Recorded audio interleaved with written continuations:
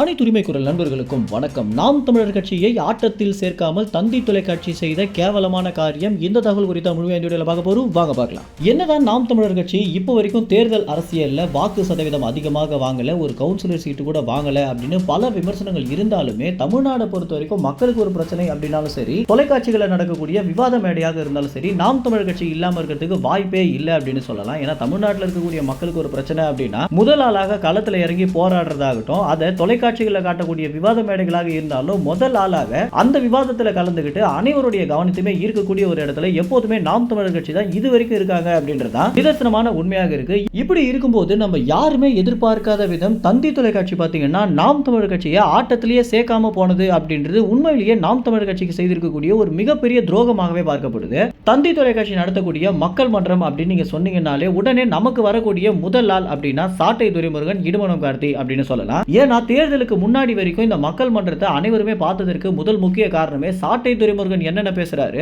பிற கட்சிகளை எப்படி நாம் தமிழர் கட்சி ஓட விடுறாங்க அப்படின்றத பார்க்கறதுக்காகவே மக்கள் மன்றம் பார்த்தீங்கன்னா ஒரு பெரிய பார்வையாளர்களை ஈட்டி இருந்துச்சு அப்படின்றதுல எந்தவித மாற்று கருத்துமே இல்லை அப்படின்னு தான் சொல்லணும். அந்த அளவுக்கு ஒரு பெரிய மார்க்கெட்டை சம்பாரிச்சு கொடுத்திருக்கக்கூடிய நாம் தமிழர் கட்சியை அவங்க களத்தில் சேர்க்காம போனதற்கு முதல் முக்கிய காரணமே தாவேகாவை சார்ந்த ஆனந்த் ஜித் அப்படின்னு தான் சொல்லப்படுது. இந்த ஆனந்த் ஜித் அப்படின்னாலே யூடியூப்ல பார்த்தீங்கன்னா ஒரு மாதிரி சிரிச்சுக்கிட்டு நாம் தமிழர் கட்சியை ரொம்ப ஏளனமாக பேசக்கூடிய ஒரு நபராகவும், அதுவே விவாத மேடைன்னு வந்துட்டீங்கன்னா நாம் தமிழர் கட்சி இருந்தாங்க அப்படின்னா சிரிப்பும் இல்லாம பேச்சும் இல்லாம ரொம்ப மௌனமாக இருக்கக்கூடிய ஒரு நபராக நம்ம அனைவருக்குமே தெரிஞ்சிருக்கும். இப்படி இருக்கக்கூடிய ஆனந்த் ஜித் தாவேகா ஆட்சியை பிடிச்சிட்டாங்க அப்படின்ற ஒரே காரணத்தினால நாம் தமிழர் கட்சி வந்தாங்க அப்படின்னா நாங்க யாருமே வரமாட்டோம், தாவேகா சார்பாக நாங்க யாரும் வராம போனா உங்களுடைய மக்கள் மன்றத்தை யாருமே பார்க்க மாட்டாங்க அப்படின்னு ரொம்பவே ஏளனமாக பேசின காரணத்தினால தந்தி தொலைக்காட்சியை பார்த்தீங்கன்னா வேறு வழியே இல்லாம நாம் தமிழர் கட்சியை சேர்க்காம போயிருக்காங்க. பொதுவாகவே இந்த தொலைக்காட்சிகளாக இருந்தாலும் சரி, செய்தி ஊடகங்களாக இருந்தாலும் சரி, அவங்களுக்கு ஆதாயம் இல்லாத ஒரு விஷயத்தை பண்ணவே மாட்டாங்க அப்படின்றத கள நிலவரமாக இருக்கு. நீண்ட நாட்களாக தொலைக்காட்சிகள் அப்படிதான் இயங்கிட்டு வந்துட்டு இருக்காங்க. இந்த அடிப்படையில் தான் பாத்தீங்கன்னா தற்போது